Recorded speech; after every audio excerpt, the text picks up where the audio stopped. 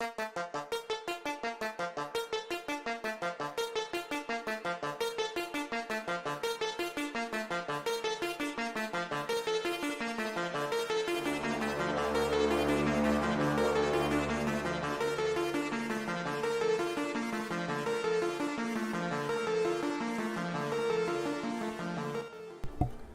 and welcome to another episode of a Wicked Parley. I'm your host, Justin, and today we're talking about Cataclysms. Dun dun dun! Oh man, this is one of those topics that I think is kind of fun, but because it's kind of like it also scary at the same time.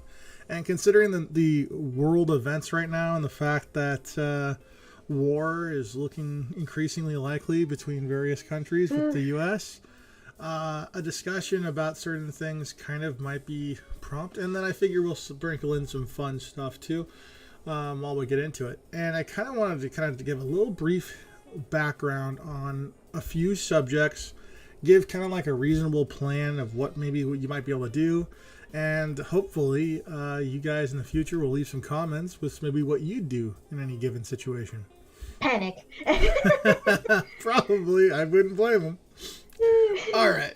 So the first subject I want to kind of get into is biological warfare or biological attacks. Now, there's an article you're going to see on here, and it's going to kind of go over the history of biological warfare. The main thing that I want you guys to be able to take a look at when it comes to this is just acknowledge the fact that it's been around for a very long time. It's been used in a variety of ways.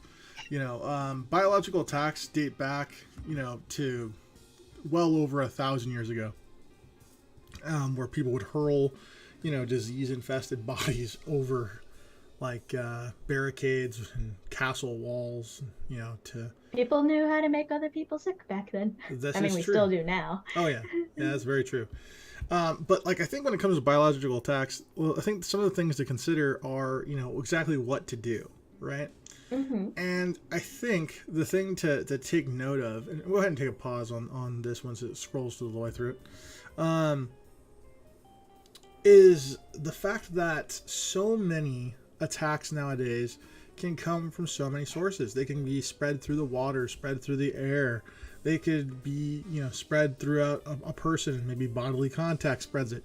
There are so many ways in which a disease can be transmitted that it might be important to recognize that when a biological attack occurs in any part of the world, starting to take precautions is not necessarily a bad idea. I mean, just look at the recent pandemic. If people had done things a little differently, you might have seen something different happen, perhaps. Or maybe it would have just been just as bad and people would have been more prepared, or at least knew what to expect. At the very least, we can say is that we wouldn't have had as much problems as we did have if there was a plan in place. That's for sure. You couldn't do worse than that at the very least. Now, I want to kind of discuss, I think we know how these kind of sort of weapons could be used and how they'd be able to disperse. But I think what we should talk about is what is there really to do?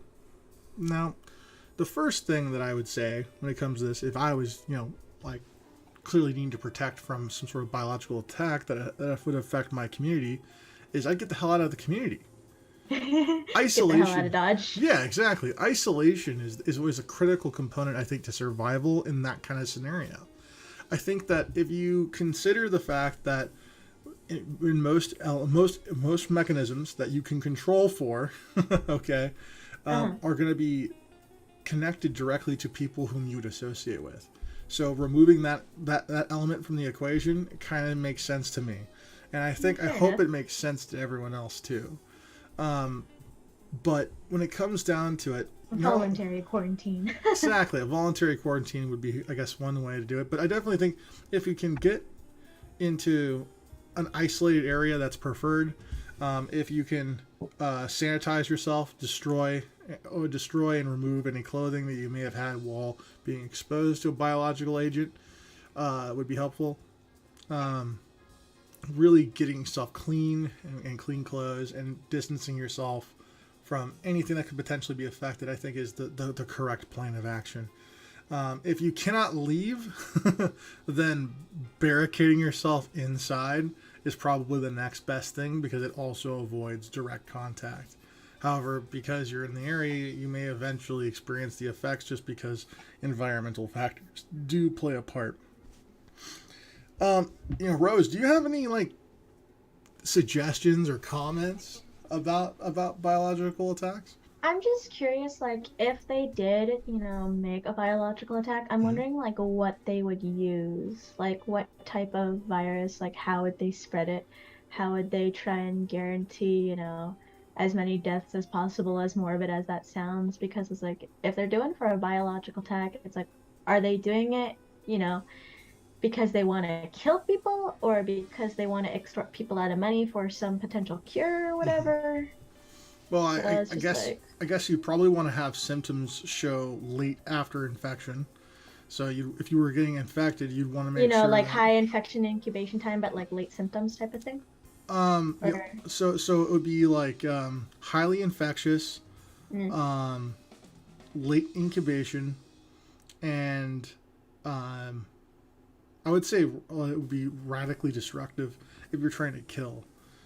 So it'd be something suppressing the lungs, Yeah. Or doing raising something blood with pressure. any of the anything that messes with the internal system that is your body. Yeah, anything that affects organs is probably the way it would go if you were gonna do it. Organs, respiratory system. Yeah.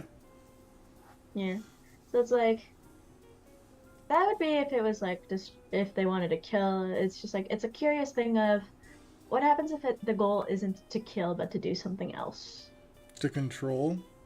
Yeah, it's just either extorting for money, as in you bring out some cure, but you've already affected a lot of people, so you can hijack the prices if it does have a high chance of fatality. I feel like we're getting into dangerous conspiracy theory woo-woo territory. I mean, this will just be a follow-up from last week then. Yeah, it's almost like talking about this connection between Pfizer and COVID-19. So it's just it's just it's a curious thing because there's the obviously you want to kill people, but what if that's not the goal? How does the implementation and how does the response actually change then? If it changes at all.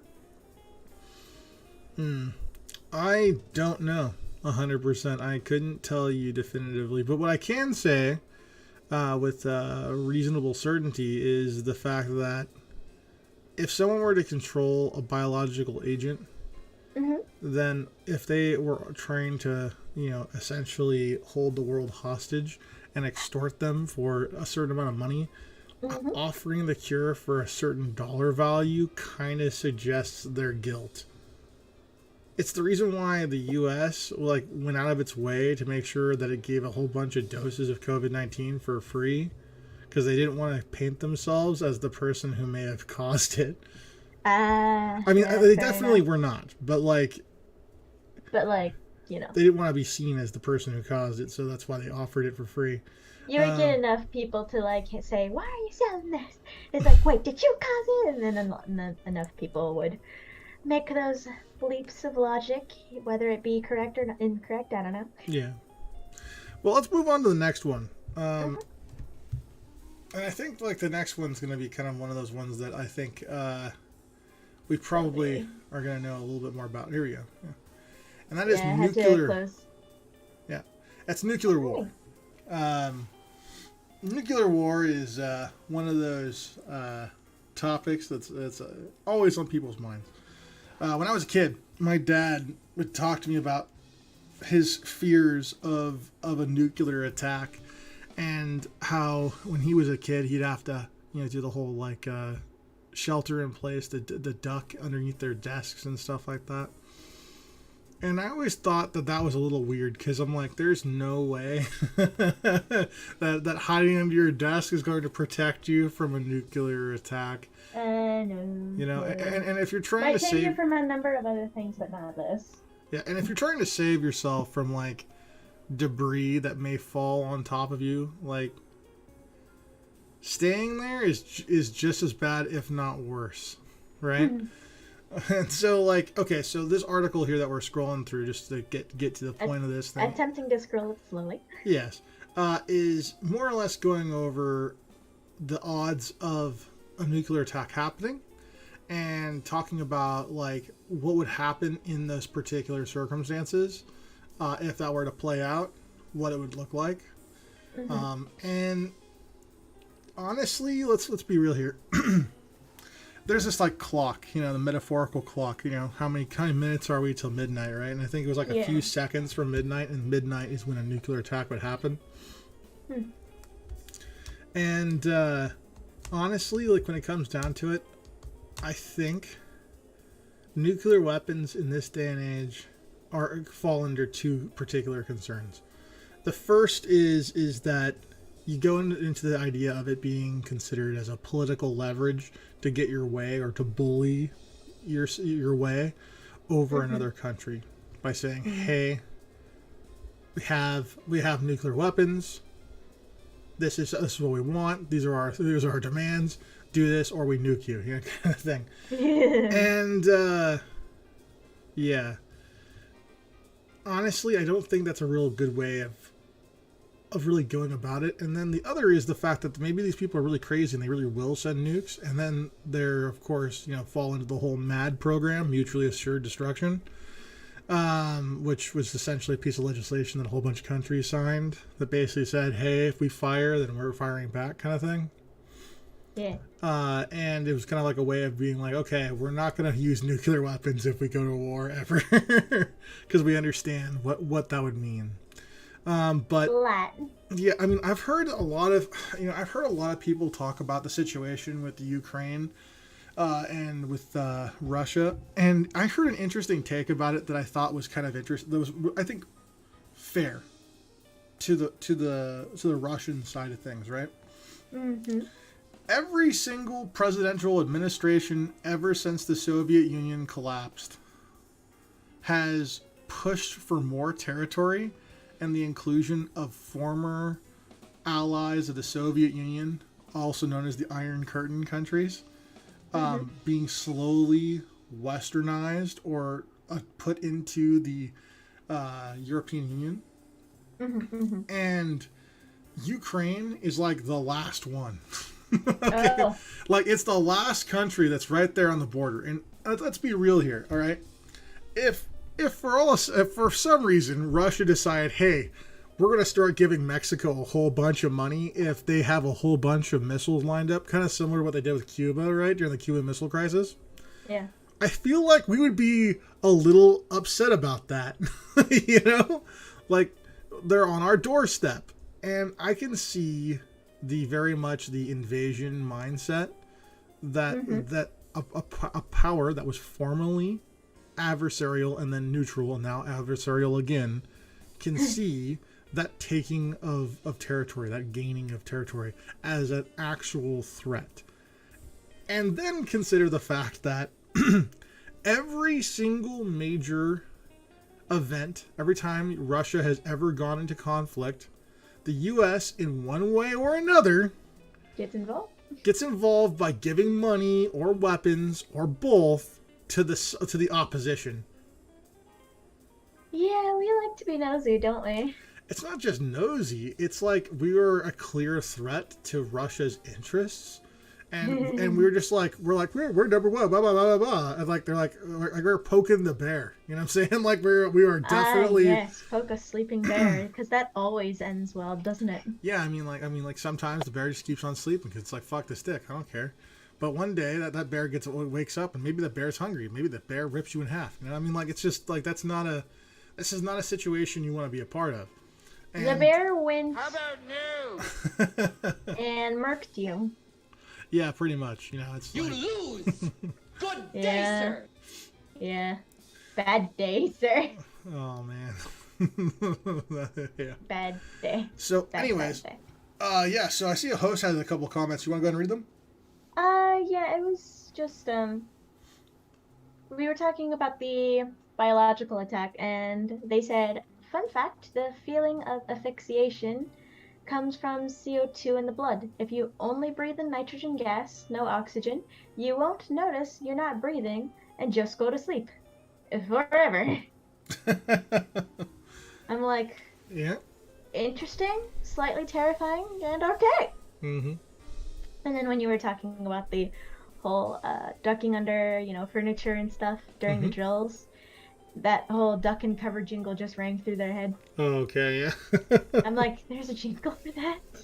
Yeah, there's a movie that my dad showed me like once. It was like the day, but not obviously not the day they were stand still. It was the I forgot. It was like the day something. It was like a made for TV movie, and it was basically following the events of a person who survived a nuclear attack. Dang. And it was crazy. Like, he was on the freeway when the attack happened, right?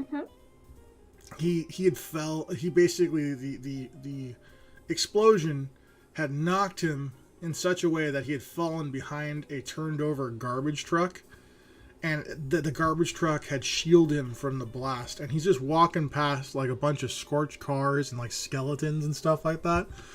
Yeah. And it made me like think, oh my god, right? Like, this poor guy, right? and like, just he goes through all this stuff, and then at the end he ends up dying because he was exposed to the radiation, to the basically the after effects of a nuclear blast, the fallout, and that's what ended up getting him in the end. and so he spends the entire movie just trying to like survive, and just that's the funny joke. Cockroaches supposedly would survive a nuclear explosion, but it was recently tested, and they would not. Okay. Yeah. All So I guess that's like the ultimate way to guarantee your no cockroaches, nuke. They aren't gonna make it that way. That is like the extremely, extremely last resort. That is like plan Z. Yeah. How about new? Yeah. That is like ultimate. Like, you have no other option besides, Okay, so let's talk a little bit about how do you avoid the immediate effects of a nuclear war. Okay. First of all, if you live in the United States, which I'm going to assume most people who would listen to this particular program would be listening from, or if you're listening from the, we'll say Mexico or Canada, then this is also, relevant to you. Number one, get away from all major capital cities and get away from any military assets. Unfortunately, I live in the city of Sacramento, which has multiple bases. Is the capital city. So, if I hear a nuclear attacks happening, I'm getting out. I'll be 1,000%. I'm not even. We're not. It's people in my way don't matter anymore. Like there's just, I'm getting out of here. I would highly recommend, and this is going to tackle back a little back to the first thing we were talking about with biological attacks. I think having a go bag planned with some water, some iodine tablets, some food, dehydrated food, canned foods, would be really a good idea. Beef jerky, not a bad thing. Get your hands on some trail mix, not a bad thing either. These are really good because they're, got a lot of calories, and they're not very, unfriendly to a backpack. They last for a pretty long time. So Okay. these are some suggestions I'd recommend having on your person, and potentially even packing kind of like a backpack that has, Would putting it in my car work? Yeah, put it in your car. Okay. Oh, that's another thing about. I was planning like a utility cart and just like packing that. That's another thing about car. Put it on wheels. Yeah, if you're worried about nuclear attack, car is good, but make sure your car is old. How old we talking? We're talking like before anything is computer operated. In an attack, in a nuclear attack, all your electronics are gonna get deep fried. Oh. So if your car is electric, how old are we talking for the year? Something made probably early 70s, late 60s. Dang. Would be like, what are you looking for? I mean, you might find some newer stuff that has electronics, but maybe doesn't have an electric like starter. You know, like it doesn't use an old school. It is an old school mechanism. You might find them in some old trucks. You know, stuff like that. That would explain a couple of scenes in a couple of apocalyptic or post-apocalyptic games. Yeah, I would heavily encourage, like, if people have the means, you know, go buy like a clunker truck, learn how to fix it, and have one lying around, because that's the scenario where it's the most useful. Lovely. They can take if there a was beating. ever a reason to, you know, learn how to deal with car mechanics. Yeah, and if not, then get yourself a bike or a trike. A trike might even be better, to be honest, just because it has the capacity to hold things more. I'd go for a trike just so I don't like accidentally tip myself over. Yeah, I mean, that's definitely a concern. But like Three wheels. Yeah, like at least that'll get you, you know, some range. I mean, if an ICBM is heading your way, right, you got somewhere between 5 and 8 minutes until it hits you. Depending upon how close you are, you might have an additional few minutes to a couple hours. You know, depending on, like, because, you know, the initial effects of the blast are going to be felt. You know, there's gonna be a huge shock. Just like buildings all around for miles will be knocked down to their foundations. But you just gotta move, huh? Yeah, you gotta get out of Dodge. And then I would say, once again, this kind of ties into the whole bioattack. Get to a place where there's not very many people. All right. And, you know, this is also where I kind of advocate for a firearm. You know, like, this is kind of the scenario where a firearm isn't exactly a bad idea, because you might have something that people might want to steal. You know, you might have, let's say you have a backpack full of food and water. Okay, what prevents somebody who has a gun from coming up and basically threatening you with it, or even shooting you with it, for your resources? You know? Yes. Yeah, that's why I say Fallout game. Yep. Yeah. So that's why I say iodine tablets are super, super important when it comes to that host, by the way, for that comment, because it'll help you sanitize water. And this is also why getting away from the blast as much as you possibly can is also important, because pretty much all the surroundings are going to be contaminated. You won't be able to touch anything. And here's the other tricky thing too. You got to figure out a plan to get off the area. So, like, in an event like this, the strategy I would have is that's the scenario that's playing on the screen, all the missiles firing basically everywhere, right? You know for a fact that Mexico and South America, if you're in North America, are going to be the safest places you can possibly go in that scenario, because you know that there's already infrastructure, there's people living there, there's food, there's water. Yes, there's, you know, criminal elements, and yes, you don't speak the language, and yes, they could easily, you know, take advantage of you, and a whole bunch of bad things could happen. But at least you're not going to die to radiation, which is a for sure thing if you were there. Okay, for sure. And so my plan would be basically work my way to the coast and go north.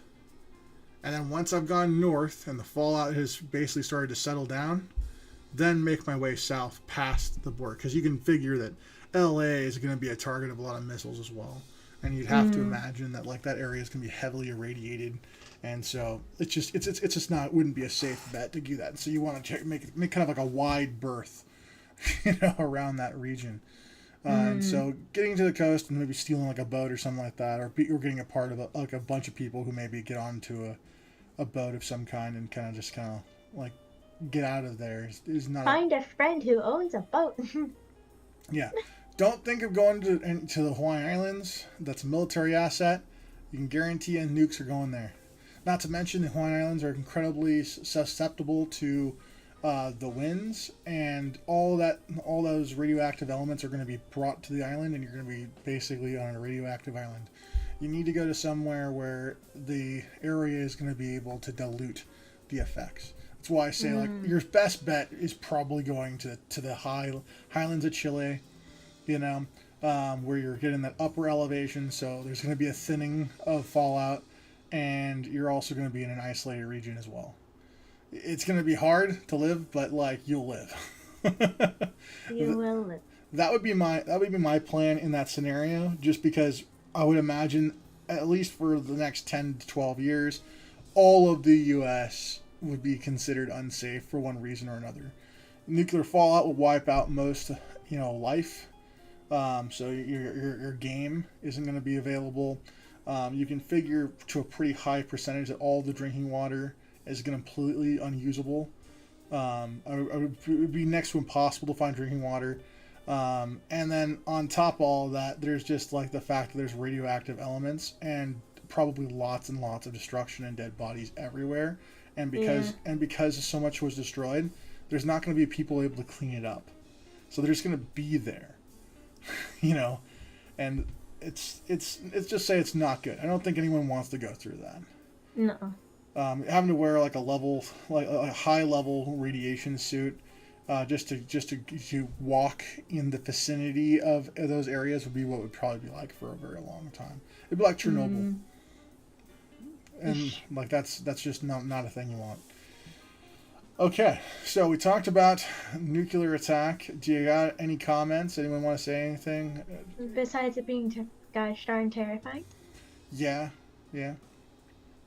Like, it's just, even if you aren't in those areas that would get hit, if you have, like, friends or family that do, that's a worry and a half. Yeah. I mean, I would say this right now. Like, if you're in the U.S., and everyone should be prepared for that, because we are frighteningly close to that again. Oof. Like, I mean, like, there are some people that were talking, and I'm sure they were not being hyperbolic when they were saying this, but they were saying that we were basically in the same kind of tension that we were in during the Cuban Missile Crisis. That during that whole era. And do you know what stopped a nuclear attack? What? A person that had one of the keys that would have fired the rocket just said no. The orders had been given. Like there were everything was all set to go, but someone just basically said no. Because there was a breakdown in communication is how the order was given in the first place. But like the point of the matter is that like that was how close we came, and the fact that we're back to this kind of territory again after so much just showcases the fact that like we should all really be concerned. The fact that conscription for the U.S. military is at a low, and that they are reinstituting the draft, and they're having men who are between 18 and 25 mandatory, not optional, mandatory, sign up, and you could be theoretically drafted. And if they need more men, then they bump it up by 10. So people who are 35 to 18, and then they continue all the way up to 55. So like, yikes. So if you're a man, and here's the thing too, if you're trans, guess what? You're not safe either. Oh boy. Military issued out an edict saying that any person who is born biologically male, regardless of their transition state at this point, says, hey, you have to also be mandated in this sign up as well. So, like these are things to take into consideration, and when it comes to voting, in the upcoming elections, just take these things into consideration, and at the very least ask your elected officials what their plan is about this stuff, because it's important. They can't just think, oh, no one cares, because I don't think that's true. It's like, these are our lives we're talking about, please do not regard it. Actually, host, the fun fact is that the average city can be destroyed with just one. 3 isn't nukes; those are atomic bombs. One nuke is actually one thermonuclear weapon is enough to destroy any city. Unfortunately, yeah, it's really bad. So, yeah, I'll say. Yeah. Let's move on to something a little more lighter. Alien invasion. Aliens. Everyone likes when I talk about aliens. Every single person likes when I talk about aliens that I have asked about. So hopefully people think this is cool. Spoopy. Yeah, I mean, once again, How about I don't want aliens, but like aliens are a thing. And so Aliens are a thing. What do we do if we get them? Let's talk about this for a second. Okay, so let's address the obvious. Okay. If aliens are real and they come to the Earth, the odds that we would have the technology to be able to radically combat them and provide a level of defense is nil, to say the least. The odds that we would have the capability of being able to interact technologically with an alien like civilization that's able to traverse the stars is just on so many orders of unlikely. I'll put you this way. In my opinion, the only thing that we potentially have in our arsenal against aliens is our biology. We might have viruses or microbes that are extremely detrimental to alien life. And if we could find a way to infect them with this, assuming they have this weakness, then perhaps that would be a way of getting around it. Now, if they're robotic in nature, if they are built with, some sort of shielding, then I think we're kind of screwed. I mean, honestly, I think you're screwed. At that point, the best thing you can do is basically not get caught. And the best way to not get caught, guys, and this is going to sound like a repeating theme, but it's not. Run. Isolation. If you're in a big group of people, then you're a big target. Now, there is several things that we could kind of discuss about this particular thing that I think are worth mentioning. For instance, you could be part of a small coalition of people who basically disturb, annoy, potentially, disrupt the activities of aliens if they were here. And that would work, but keep in mind small numbers. You do not want to be part of a large number. You do not want to be seen as a targetable effect. Now, debating on the level of technology, that might be a moot point. If they have the ability to detect individual organisms, then I think that effort is just out the door. Nah, we ain't running from a tracker. Yeah, no, it's just, there's no They're point. hunting with an advantage. Yeah. This is like some super version of Predator. It's like if you were hunting a deer and the deer just had a GPS signal coming out of it. Well, I think more specifically, it would be like you're hunting a deer that has, a shield that you can't penetrate and can shoot energy volleys like you chuck grenades. And is able to detect your cell phone ping to indicate where you're at. Ping! I think that's probably more analogous to this, in that scenario. But even then, it's ridiculous. The particular articles you're seeing about UFO stuff has to go with a whole bunch of different instances and stories that have happened and have been reported various times throughout most of media. And it talks about the potential, ideas surrounding what a war might look like or a defense plan might look like. And the answer for most of these is that there just isn't one. There is, defensive stances and you can kind of protect things, and there's always this idea that, we could just nuke them, right? It's like, a nuke isn't really an attack. It is that you want to do. If your best idea is, I'm going to make the place I like to live uninhabitable, and so therefore it's not desirable, it's not really a good plan. What's wrong with your head?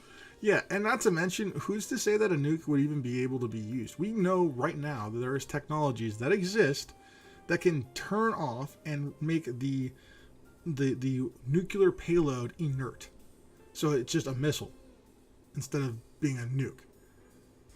We know this exists because there is a defense plan that has been put forth that is still, theoretical in nature, but an idea that someone put forth that may be real, that maybe it's just top secret, that is the reason why whenever you walk near a government building, why it scrambles your phone all weird. Maybe there's just some sort of net, as it were, in the sky that protects us from those kinds of things, maybe. But maybe not. But let's just say this: if we can think it, then an alien civilization that could traverse the stars could probably build it. Okay, If they can think it, they can build it. I'm pretty sure that's a reasonable argument. Okay. God, that sounds like those shows where you got magical powers and there's like, you think it gets made, and I'm like, Yeah, it's not super great. Honestly, when it comes down to it, isolation is going to be your best friend.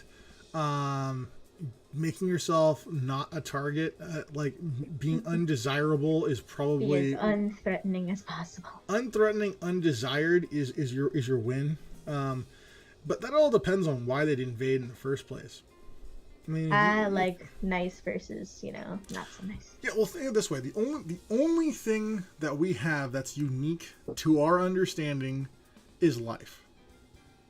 That is the only reason why an alien organism might come to Earth in the first place. Okay, and if you're going to take something, why are you going to take it?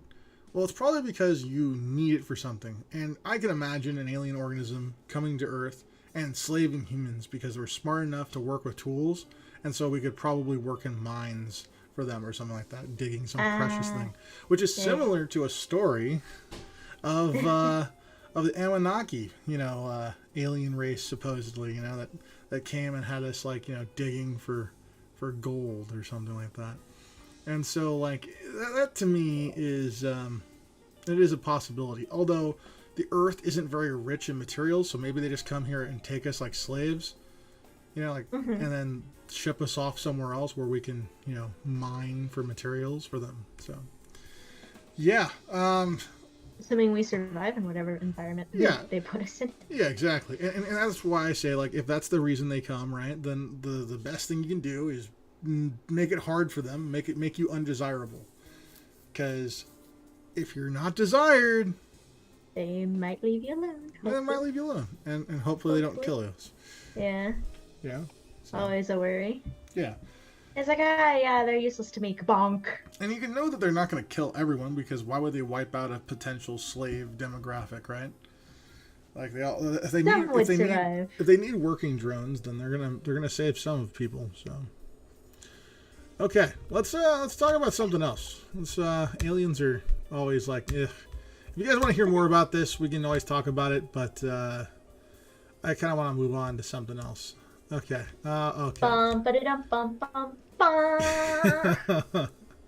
Super volcanoes. No. Yeah, it's extra toasty. Extremely toasty. Okay, so all right. Super volcanoes is, first of all, super volcano is not a scientific term at all. It's not. What a super volcano really is called a caldera. And the best way to think of a caldera is imagine a volcano pit that is very, very, very large and is covered with debris on the top. Sometimes it's an ocean, sometimes it's a lake, sometimes it's other rock and water. Maybe it's just all rock. Point is that's what a caldera primarily is. And there are other very large calderas throughout the world. They are not the only one that we ever seems to get press is Yellowstone, right? But it isn't the only one. All right. And the reason why I talk about this is because super volcanoes are like one of those things that a lot of people think is a big threat. Okay? And don't get me wrong, if it went off, it would be a really bad day for a lot of people. All right? There's a map of the U.S. that showcases roughly the affected area of a super volcano, of its initial effect that we can kind of pull up. There's a map of the U.S. You want to pull it up? Not that. Anyways, this particular map showcases kind of the area of effect of approximately what that would look like, depending upon, magnitude and scale of the event. But you can pretty much say that, yes, more or less, a third to 2/3 of the U.S. is going to be completely just done. But then you gotta also figure the ash cloud that's going to encompass the entire globe is also going to affect things in a large way. And so I would say, like, if you look at this map, this map indicates everyone who's instantly dead, and then figure everyone on North America and probably a good portion of the northern portion of South America are also probably dead too. And then also you got to figure that this is going to trigger the same thing that nukes would, a nuclear winter or a volcanic winter. There was an eruption that happened in the 1800s. It was known as the loudest sound ever recorded. Was when a particular eruption happened, and when this thing happened, right, it put up so much ash into the atmosphere that the following winter and springtime didn't occur. The spring-summer period was just one long perpetual winter. It was also known as the year without a winter, or the year without a summer. That was just all winter. And this affected growing. This killed off a bunch of people because of starvation. It was a very bad day for everybody. And so... more like a bad summer. Not just a day at this point. Yeah, a really long winter, you know what I'm saying? Really long. But the thing that I think is important to kind of take away from all of this, right, is the fact that this was a small event. And if a super volcano were to erupt, then that would be at least on a magnitude of 10 times worse on a small day. And who knows how much worse it could be on a big day scenario. You know, it's entirely possible that the last time there was a super volcano, it created a snowball Earth conditions. And to get an idea what that means, it means that, like, there was an ice age, and that the ice age extended all the way to the equator and encompassed the entire globe.